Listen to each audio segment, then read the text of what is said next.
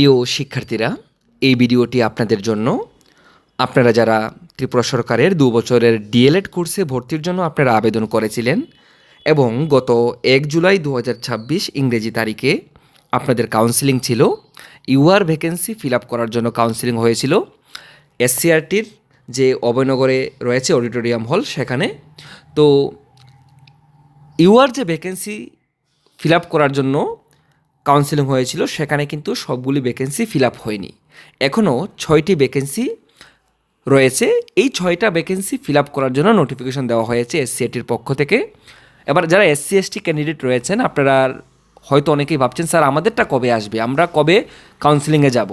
তো আমার সে কথা মাথায় রয়েছে, যখনই নোটিফিকেশন আসবে, ইতিমধ্যেই নোটিফিকেশন চলে আসবে, তখনই আমি আপনাদের সঙ্গে সঙ্গে জানিয়ে দেব ইউএসসি এবং এসটি কবে আপনাদের কাউন্সেলিং হবে। তো এই যে 6টি ভ্যাকেন্সি এখনও ফিল আপ করা হয়নি, এই 6টি ভ্যাকেন্সি ফিল আপ করার জন্যই কিন্তু এই নোটিফিকেশনটা দেওয়া হয়েছে।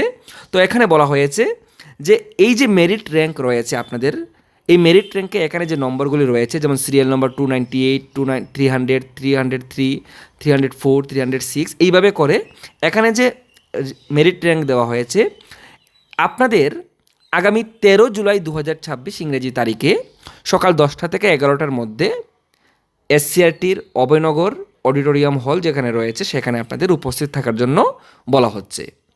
তো আপনারা যারা এই মেরিট র্যাঙ্ক আপনাদের এখানে রয়েছে, আপনারা যদি সেখানে উপস্থিত থাকেন, তাহলে আপনাদের মধ্য থেকে 6 জনকে কিন্তু এখানে ভর্তি করানো হবে।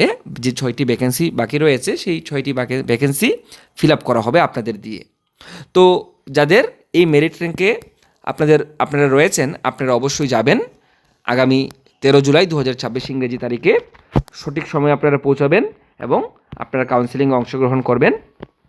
আপনাদের কী কী নিতে হবে সমস্ত কিছু কিন্তু এখানে মেনশন করা আছে। যদি আপনাদের কোনো কিছু কোয়েরিজ থাকে, আপনারা লিখতে পারেন, আমাকে ইনস্টাগ্রামে SMS করতে পারেন, নক করতে পারেন। আপনারা জানেন প্রাণজিৎ বৈদ্য লিখলে আপনারা পেয়ে যাবেন। তাছাড়া আমাদের ফেসবুক পেজ আপনারা অবশ্যই ফলো করবেন। ফেসবুক পেজের মধ্যে আমরা সমস্ত ডকুমেন্টস, সমস্ত তথ্য যা যা লাগে সমস্ত কিছু কিন্তু আমরা আপডেট দিয়ে দিই।